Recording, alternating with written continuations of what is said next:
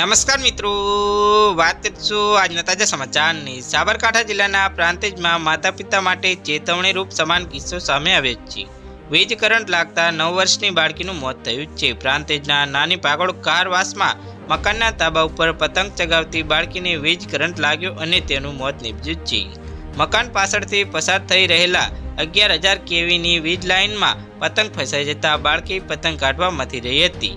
આ દરમિયાન બાળકીને વીજ કરંટ લાગતા તેનું મોત થયું છે। બાળકીને વીજ કરંટ લાગતા મકાનના તાબા ઉપર વીજ કરંટને લઈને બાળકીના બંને હાથ, પગ અને પેટ બળીને ભસ્મ થઈ ગયા છે। ત્યારે આ ઘટના બનતા જ આસપાસમાં રહેલા અન્ય બાળકોએ બૂમાબૂમ કરતા પરિવારના લોકો અને આજુબાજુના લોકો તાત્કાલિક દોડી આવ્યા અને બાળકીને સારવાર માટે હોસ્પિટલ લઈ ગયા। બાળકીને તાત્કાલિક સારવાર માટે પ્રાંતિજ સિવિલ હોસ્પિટલ ખાતે લઈ જવામાં આવી હતી, પણ હાજર રહેલા તબીબી દ્વારા બાળકીને મૃત જાહેર કરવામાં આવી છે। મૃતક બાળકી પ્રાંતિજ ખાતે આવેલી ગુજરાતી શાળા નંબર 1માં ધોરણ 6માં અભ્યાસ કરતી હતી।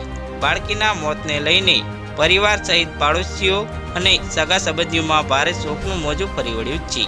ત્યારે આજુબાજુના રહીશો દ્વારા ભવિષ્યમાં આવી ઘટના ના બને તેને લઈને વીજ કંપનીને મકાનો પાછળ રહેલા 11 kVની વીજ લાઇન હટાવવા માટે માંગ કરી છે।